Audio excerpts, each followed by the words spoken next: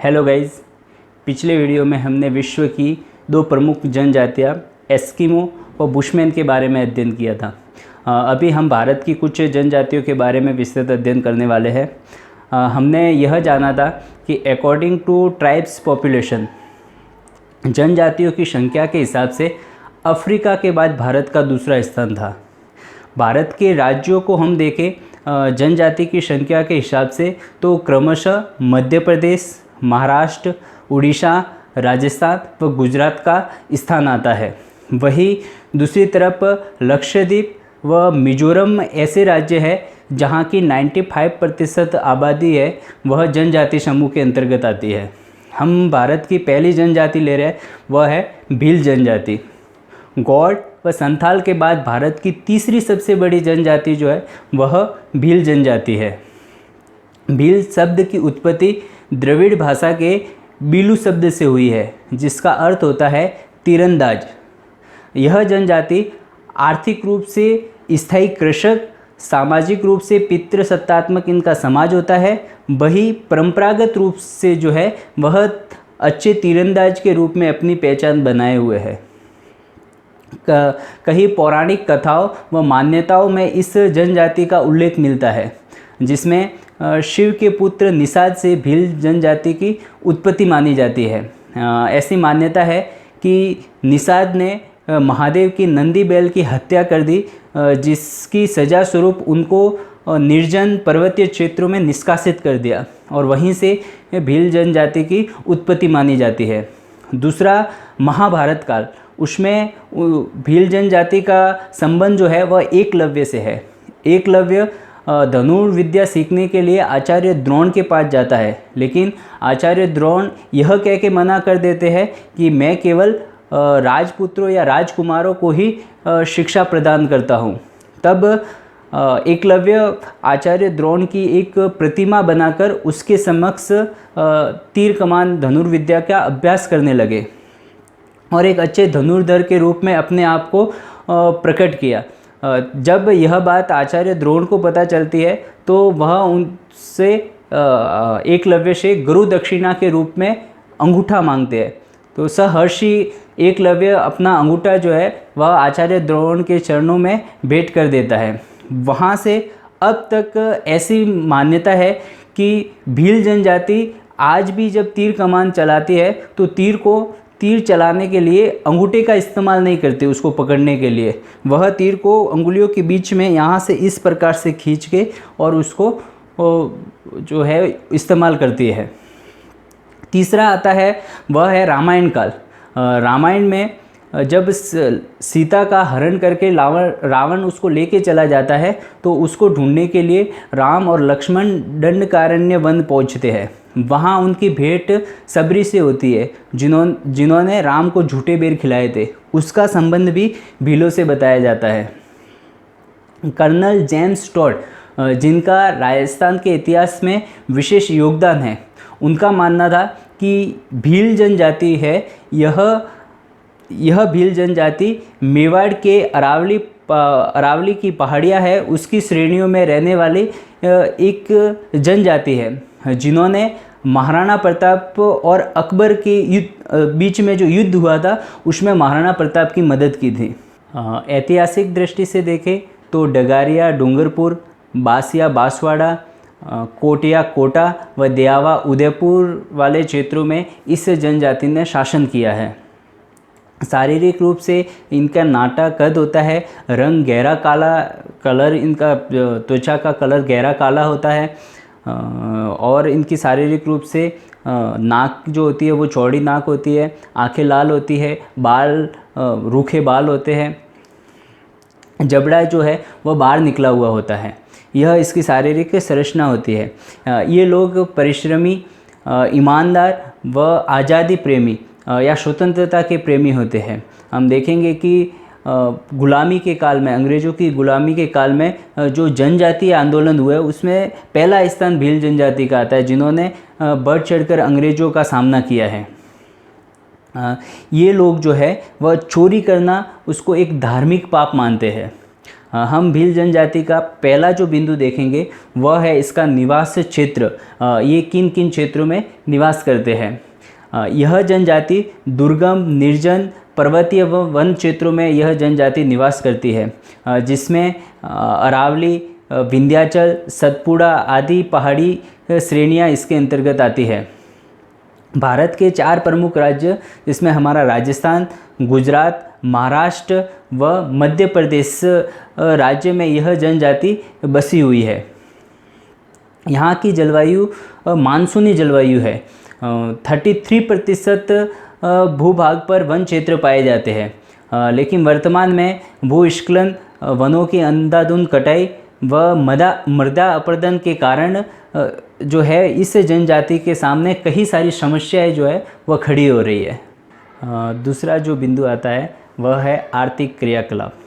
यह जनजाति वनों, पहाड़ों व एकाकी प्रदेशों में निवास करने के कारण इनके आर्थिक क्रियाकलाप या अपनी आजीविका के लिए इनका प्रमुख सोर्सेज जो होता है वह कृषि करना, शिकार या भोजन संग्रह करना या पशुपालन करना, ये इनकी आर्थिक क्रियाकलाप के प्रमुख सोर्सेज होते हैं।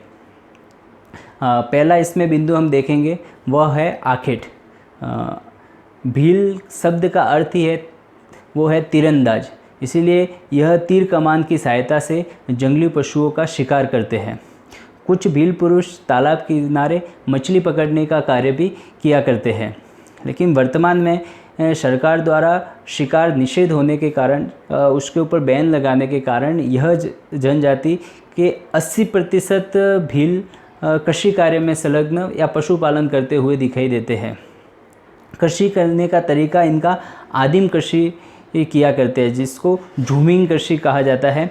इसमें एक भूभाग को पूरी तरीके से वहाँ जो झाड़ियाँ होती है, पेड़ पौधे होते हैं, उनको काट के उसको जला दिया जाता है और 2, 3, 4 साल तक, जब तक उसका फर्टिलाइजेशन, उसकी उर्वरकता बनी रहती है, तब तक वहाँ खेती की जाती है और फिर उसको वहीं पड़ती छोड़ के दूसरे स्थान पर वो शिफ्ट हो जाते हैं। फिर किस 4 साल बाद उसका वापस उस ज़मीन का उपयोग किया जा सकता है। तो इस प्रकार की झूमिंग कृषि यह जनजाति करती है। यहाँ पे 2 प्रकार की यह कृषि दिखाई देती है, जिसमें एक है छी माता और दूसरी है दजिया। छी माता पहाड़ी ढालों पर की जाने वाली आदिम कृषि है, दजिया वह मैदानी भागों में की जाने वाली आदिम कृषि। यह झूमिंग कृषि के ही 2 पार्ट है। इसके बाद अगला जो बिंदु आता है वह है भोजन। यह जनजाति वर्ष भर सबसे ज़्यादा इनका मुख्य जो अनाज होता है वह है मक्का। मक्के का यह वर्ष भर उपयोग करते हैं। शादी ब्याह या उत्सव, कुछ ऐसे प्रसंग होते हैं, तब यह चावल, जिसको इनके स्थानीय भाषा में चोखा कहा जाता है, उन चावल का तथा गेहूं की जो दाने होते हैं उनकी टुकड़ी की यह लपसी बनाते हैं। इस तरीके से चावल व लपसी यह इनके कुछ उत्सव व त्यौहार के समय यह बनाया जाता है। दैनिक जीवन में यह राबड़ी का उपयोग किया करते हैं, जिसमें छाछ और आटे को उबालकर उसको बनाया जाता है। यह जनजाति मांस व मछली का उपयोग या उसका सेवन भी करती है।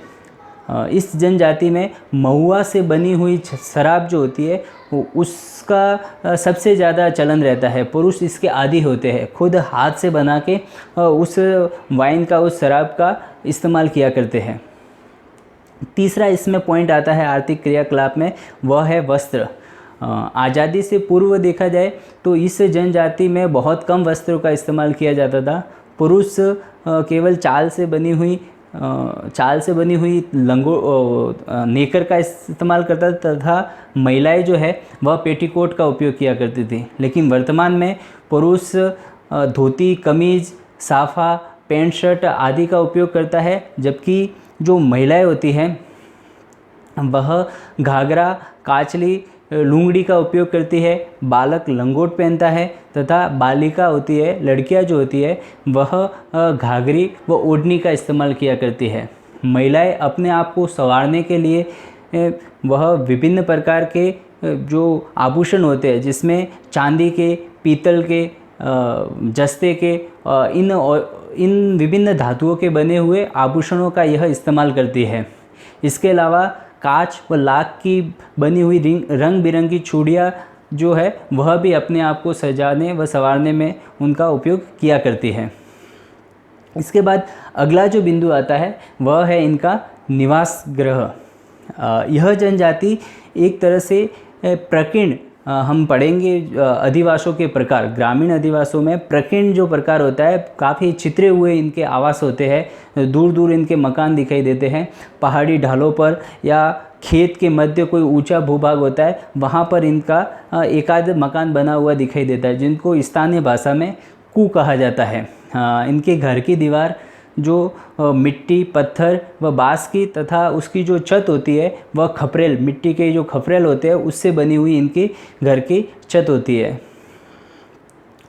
घर की दीवार का जो फ्रंट भाग होता है, सामने वाली दीवार, उसको सजाने के लिए गोबर, गेरुआ रंग व विभिन्न प्रकार के ऐसे सजावटी सामानों का इस्तेमाल करके उसकी लीपा पोती करके उसको सजाया जाता है। छोटा गाँवों का जो छोटा समूह होता है उसको फला कहा जाता है और बड़े समूह को पाल कहा जाता है।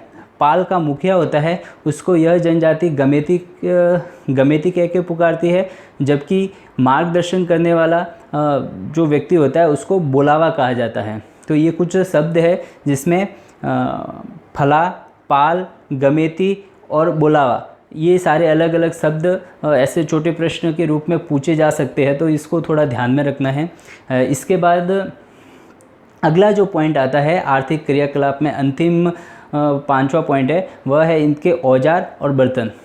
यह जनजाति धनुष बाण, तीर कमान, तलवार, खंजर आदि औजारों का उपयोग किया करती है। इसके अलावा 2 प्रकार के इनके बाण होते हैं, जिनमें हरियो और रोबदो।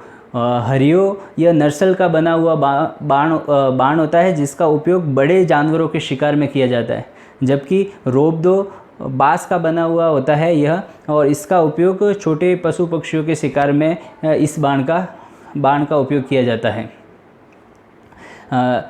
इसके अलावा जो पक्षियों के शिकार में एक फंदा या बनाया जाता है, जिसको फटकिया, स्थानीय भाषा में उसको फटकिया कहा जाता है, उसमें फंसा के छोटे पक्षियों का शिकार किया जाएगा। कुछ संपन्न भील जो होते हैं, जो आर्थिक रूप से संपन्न है, वह शिकार के लिए बंदूक का उपयोग भी करते हैं। ज़्यादातर इनके घरों में मिट्टी के बर्तन, इसके अलावा मक्का होता है, गेहूँ होता है, उसको पीसने के लिए आटा पीसने की चक्की होती है पत्थर की, उसका, और बाँस के बने हुए पालना, ये सारी चीज़ें कॉमन रूप से सभी के घर में दिखाई देती है। तीसरा जो बिंदु आता है वह है समाज और संस्कृति। भील जाति का समाज पितृसत्तात्मक पाया जाता है। इसमें पिता के वंश के अनुसार पीढ़ियाँ जो है वो आगे बढ़ती है। परिवार का मुखिया, परिवार का बुजुर्ग जो होता है, वृद्ध व्यक्ति होता है, उसको परिवार का मुखिया कहा जाता है। इसमें समाज जो है वो छोटे छोटे टुकड़ों में, छोटे छोटे समूह में विभक्त दिखाई देता है, जिनको कुल, गोत्र या अटक कहा जाता है। प्रत्येक अटक का अपना अपना एक प्रतीक चिन्ह, गण चिन्ह होता है, जिसको टोटम कहा जाता है। इस जनजाति में बहुपत्नी प्रथा का प्रचलन पाया जाता है। भील युवा हो या वृद्ध, उसकी पत्नी जरूर होती है। इनमें विवाह करने की 4 प्रमुख प्रथाएं प्रचलन में है, जिसमें पहली है दापा, दूसरी है कन्या अपहरण, तीसरी है गोल गधेड़ और चौथी है वो है विधवा विवाह। दापा जो विवाह की प्रथा है, इसमें वर पक्ष से वो कन्या पक्ष को कन्या का मूल्य अदा करके विवाह इसमें आयोजित किया जाता है।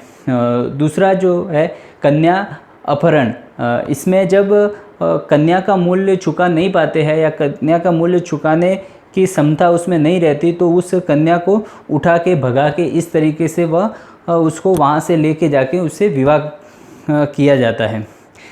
तीसरी जो इसमें वह है गोल गधेड़ो प्रथा।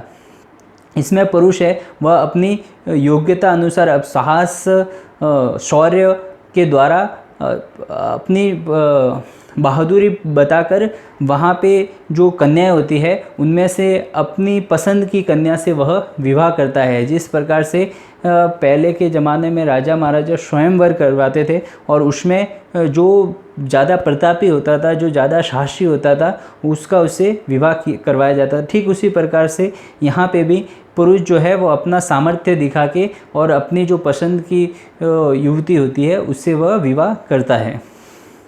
चौथा जो आता है वह बिंदु है विधवा विवाह। यदि किसी महिला के पति का देहावसान हो जाता है, उसकी मृत्यु हो जाती है किसी कारणवश, तो उस विधवा का भी विवाह इस जनजाति के अंतर्गत करवाया जाता है, जिसको विधवा विवाह में लिया जाएगा। तो ये प्रमुख 4 विवाहों के प्रकार हैं।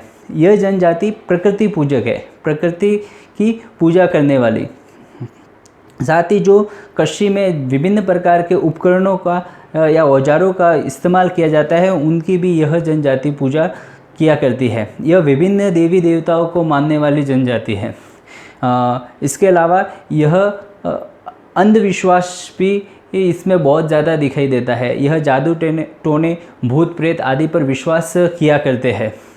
होली और दिवाली ये इनके प्रमुख महत्वपूर्ण त्यौहार होते हैं, जिनको यह बड़े ही उत्साह व उमंग के साथ नाच गाकर इन त्योहारों को मनाते हैं ये जनजाति। इसके अलावा सोम, जाखम, माही इन नदियों के त्रिवेणी संगम पर, तीनों नदियों के संगम पर बेनेश्वर धाम है। यह इस जनजाति का प्रमुख धाम है, जहाँ पे हर वर्ष जनवरी फरवरी में यहाँ पर एक मेले का आयोजन होता है, जिसको आदिवासी कुंभ के नाम से भी जाना जाता है। तो यह सब इसके समाज और संस्कृति के अंतर्गत ये बातें इसमें आएगी। अंतिम चौथा बिंदु है वह आधुनिक संस्कृति से संपर्क। शहरी लोगों के संपर्क के कारण यह जनजाति चतुर व चालाक बनती जा रही है। आर्थिक क्षेत्र में बाजार आधारित अर्थव्यवस्था की ओर यह जनजाति अग्रसर हो रही है। इसके कारण इनमें सांस्कृतिक रूप से और विभिन्न वेशभूषा संबंधित कई सारे परिवर्तन इनके अंदर देखने को मिल रहे हैं। इसके अलावा सरकार के जो आदिवासी क्षेत्र में प्रादेशिक विकास हेतु जो विभिन्न प्रकार की योजनाएं चलाई जा रही है, जिसमें विद्यालय द्वारा उनको शिक्षा प्रोवाइड करवाना, चिकित्सा सुविधाएं, यातायात की सुविधाएं, संचार व बैंकिंग सुविधाएं, ये सारी सुविधाएं उन तक पहुंचाई जा रही है, जिससे इनमें विकास जो है वो काफ़ी तीव्र गति से हो रहा है। इसके अलावा आर्थिक क्षेत्र में वन आधारित व कृषि आधारित उद्योगों को या कुटीर उद्योगों को बढ़ावा देने के लिए कौशल विकास द्वारा उनको कई सारे प्रशिक्षण दिए जा रहे हैं, जिससे वह आत्मनिर्भर बने और अपने ही क्षेत्र में वह विकास की ओर आगे बढ़ पाए। भारत की दूसरी प्रमुख जनजाति है गौड़ जनजाति। यह न सिर्फ भारत की बल्कि विश्व की सबसे बड़ी जनजाति है, जो अपने आप को कोयटुर व कोल भी कहती है।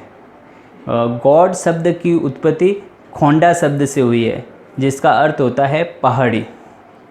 यह जनजाति प्राचीन गौड़ राजाओं के वंशज के रूप में भी जानी जाती है, जिन्होंने 16वीं से लगाकर 18वीं शताब्दी तक मध्य भारत के गढ़मांडला, देवगढ़, चांदा व खेडला साम्राज्य पर शासन किया था।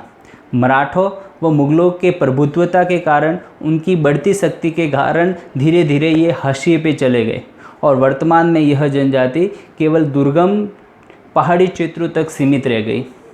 पहला जो बिंदु आता है वह है इनका निवास क्षेत्र। गौड़ जनजाति भारत में मध्य प्रदेश, छत्तीसगढ़, झारखंड, तेलंगाना, महाराष्ट्र, उड़ीसा तथा आसाम राज्यों में निवास करती है।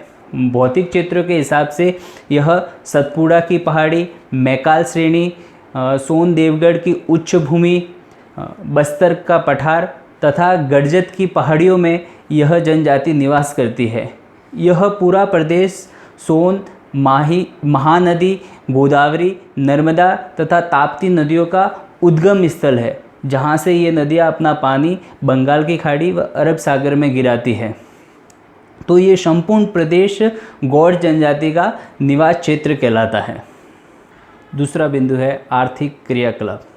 यह जनजाति मुख्य व्यवसाय के रूप में आखेट, आदिम कृषि, झूमिंग कृषि, जिसके दो प्रकार इसमें दो विधियाँ प्रचलित है। पहली है दीपा, दूसरा है पेंडा। दीपा में घास फूस झाड़ियों को जलाकर भूमि को समतल करने के बाद उस पर कृषि की जाती है, जबकि पेंडा में पहाड़ी ढलानों पर सीढ़ी नुमा खेत बनाकर कृषि की जाती है। तो यह दो प्रकार इसमें प्रचलित है कृषि के, जिसमें दीपा और पेंडा दो विधियाँ हैं। इसके अलावा यह वनों उत्पाद को संग्रहित करना, पशुपालन और मछली पकड़ने का कार्य भी करती है। इसमें रावत उप जाति होती है जो मुख्य रूप से पशुपालन तथा दूध बेचने का ही कार्य करते हैं।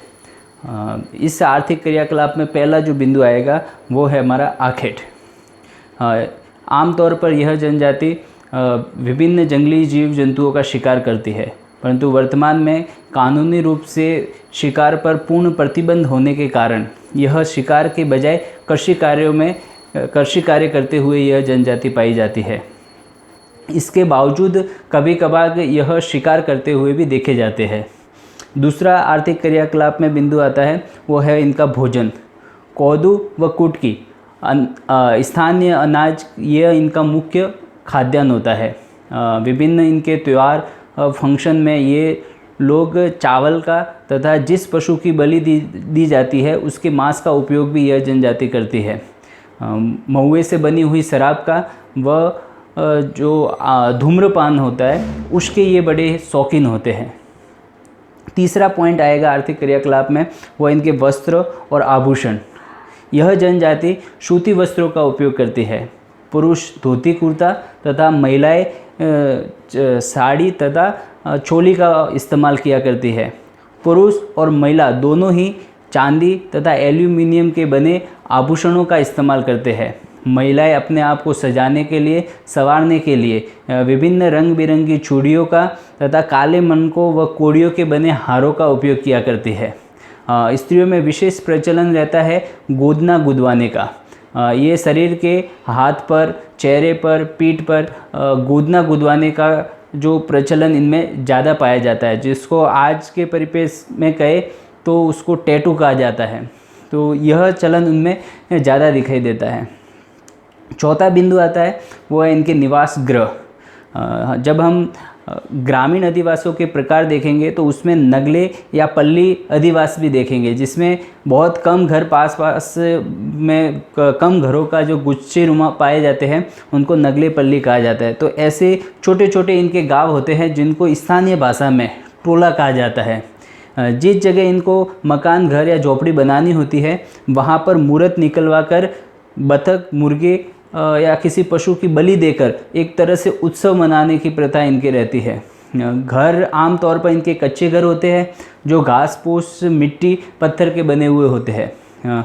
अगला बिंदु आता है वो है इनके औजार और बर्तन। यह जनजाति एक प्रकार से साधारण इनके औजारों का इस्तेमाल करती है, जिसमें फावड़ा, खुरपी, दतारी, कुल्हाड़ी, तीर जैसे इनके औजार इनके पास में रहते हैं। लकड़ी के सामान जो है ज़्यादातर यह अपने खुद हाथ से ही बनाते हैं। प्रत्येक लोगों के घर में, गौड़ जनजाति के लोग जो होते हैं उनके प्रत्येक के घर में लकड़ी की बनी चारपाई, बैठने के लिए स्टूल तथा फर्श पर बिछाने के लिए चटाई, दरिया का इस्तेमाल यह जनजाति करती है। आर्थिक क्रियाकलाप के बाद तीसरा जो प्रमुख बिंदु है वो है समाज और संस्कृति। भीलों की तरह इनका समाज भी पितृसत्तात्मक समाज पाया जाता है। परिवार का मुखिया जो है वह बुजुर्ग व्यक्ति को परिवार का मुखिया माना जाता है। इसके अलावा गांव का मुखिया जो होता है उसको यह जनजाति पटेल या मुखादम कहती है। गांव की रखवाली करने वाला चौकीदार है उसको कोतवाल तथा गांव में मंदिरों में पूजा करने वाला पुजारी या पुरोहित है उसको देबारी कहा जाता है। इन लोगों में भीलों की तरह ही 4 विवाह की प्रथाएं प्रचलित होती है। विवाह करने की जो रीतियाँ होती है वो 4 इनमें रीतियाँ प्रसिद्ध मुख्य रूप से प्रचलन में होती है, जिसमें पहला है वो सेवा विवाह, दूसरा विनिमय विवाह, तीसरा हरण विवाह तथा चौथा विधवा विवाह। तो ये 4 प्रमुख विवाह इनकी इस जनजाति में किए जाते हैं। यह जनजाति विवाह मुख्य रूप से प्राकृतिक स्थलों पर करती है, जिसमें किसी सरोवर या तालाब किनारे या किसी बरगद या आम के पेड़ के नीचे विवाह को संपन्न किया जाता है। यह जनजाति किसी भी उत्सव को बड़े ही उमंग के साथ नाच गाकर गीत गाकर नृत्य के साथ यह उत्सव को मनाती है, जिसमें स्त्री और पुरुष दोनों साथ में नृत्य किया करते हैं। धुलिया इस जनजाति की प्रमुख गायक जाति है, जो प्रधान गॉड जो है उनकी मान्यताओं को, उनके इतिहास को गाकर लोगों के सामने सुनाती है। उस गायन के अनुसार उस प्रधान गॉडों की मान्यता जो है, उस कथा के अनुसार ऐसा माना जाता है कि गॉडों के जो भगवान हैं उन्होंने जन्म लिया, तब उनकी माता अकेला छोड़कर वो चली जाती है बेचारा छोड़ के। ऐसी स्थिति में माता पार्वती उनको सहारा देती है, उनका पालन पोषण करती है। ऐसे में शिव शंभु रुष्ट होकर उनको गुफाओं में कैद कर देते हैं। तब गौड़ों के नायक पांडेरी कपाल लिंगम वो माता देवी जंगूबाई की मदद से उनको उस गुफा से आज़ाद करवाते हैं, और वो 4 विभिन्न समूह में उस गुफा से बाहर आते हैं। ये चारों समूह आपस में एक दूसरे को सगा संबंधते हैं। यह जनजाति विभिन्न देवी देवताओं को प्रसन्न करने के लिए, उनको खुश करने के लिए भेड़ बकरी तथा अन्य पशुओं का बलि दिया करती है। शंभु महादेव इनके प्रमुख देवता होते हैं। यह जनजाति भी अंधविश्वास, भूत प्रेत आदि चीज़ों पर बिलीव करती है। इस जनजाति में एक कबाड़ी प्रथा होती है, जिसका वर्तमान में तो पूर्ण रूप से सरकार ने प्रतिबंध लगा दिया है, लेकिन इस प्रथा के अनुसार गॉड जो होता था वो किसी छोटे मोटे ऋण के लिए उस ऋणी व्यक्ति की कई पीढ़ियाँ उस साहूकारों के घर पे गुलामी की तरह जीवन जिया करती थी। जब तक वो ऋण चुका नहीं देती थी, तब तक पीढ़ी दर पीढ़ी वो जितनी भी उसके परिवार में नेक्स्ट पीढ़ी आती थी, वो वहाँ पे गुलामी की तरह कार्य किया करती थी। इसके बाद अगला बिंदु आता है, वो है आधुनिक संस्कृति के साथ तो उनका संपर्क। वर्तमान में इस जनजाति में कई सारे आमूलचूल परिवर्तन दिखाई देते हैं। इनके आवास क्षेत्र में औद्योगिक विकास तथा बड़ी संख्या में खदान होने से और विनिर्माण उद्योग में यह जनजाति श्रमिक के रूप में कार्य करने जाती है। जिस उद्योग के आसपास यह काम करती है, वहीं आसपास छोटे छोटे गांवों में यह बसने लगी है। मतलब उसके नज़दीकी कई बस्तियों का निर्माण हुआ है, गौड़ बस्तियों का। साथ ही आधुनिक संस्कृति के संपर्क में आने पर इनके शिक्षा के स्तर में भी काफ़ी बदलाव आ रहा है, शिक्षा का स्तर भी सुधर रहा है। सरकार की कई सारी सुविधाओं, कई योजनाओं के कारण इनकी जीवन शैली में भी अभी बहुत ज़्यादा परिवर्तन आ रहा है। तो यह आधुनिक संस्कृति का संपर्क है, जिससे इस जनजाति में कई सारे बदलाव दिखाई दे रहे हैं।